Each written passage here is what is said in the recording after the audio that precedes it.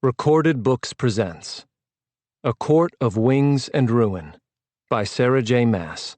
Narrated by Elizabeth Evans.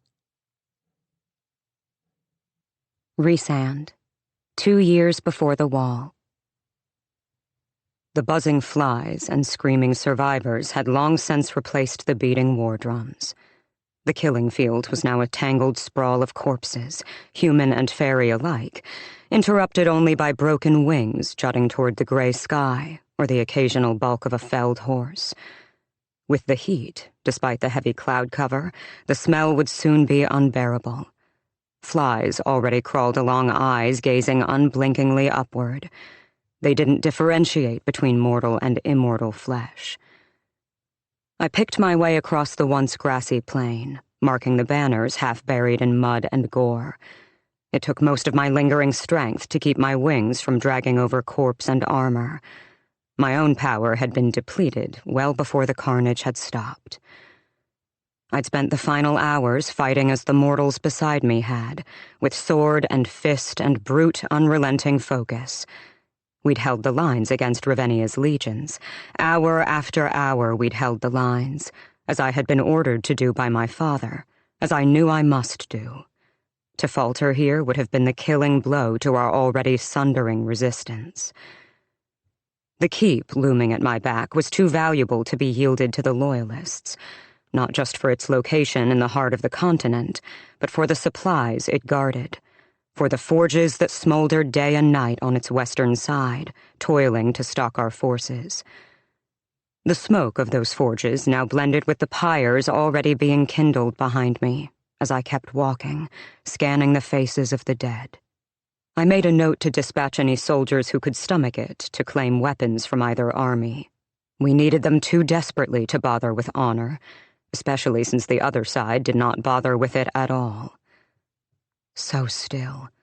The battlefield was so still, compared with the slaughter and chaos that had finally halted hours ago. The Loyalist army had retreated rather than surrender, leaving their dead for the crows.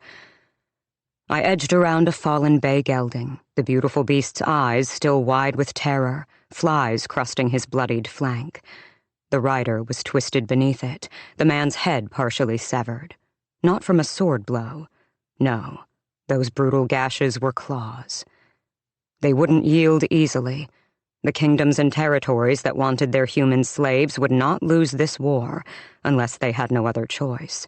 And even then, we learned the hard way, very early on, that they had no regard for the ancient rules and rites of battle.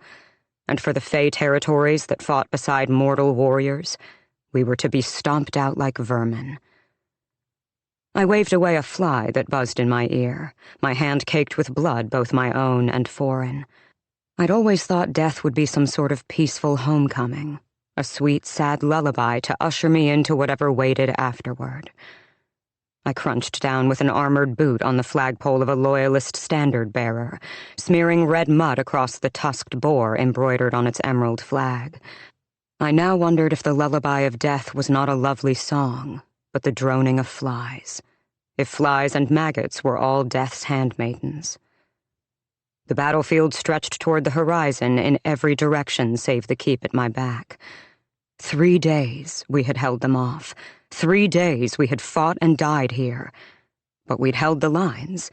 Again and again I'd rallied human and fairy, had refused to let the Loyalists break through, even when they'd hammered our vulnerable right flank with fresh troops on the second day.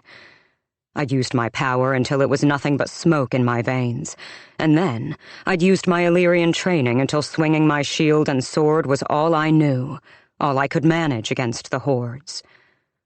A half-shredded Illyrian wing jutted from a cluster of high Fey corpses, as if it had taken all 6 of them to bring the warrior down, as if he'd taken them all out with him. My heartbeat pounded through my battered body as I hauled away the piled corpses. Reinforcements had arrived at dawn.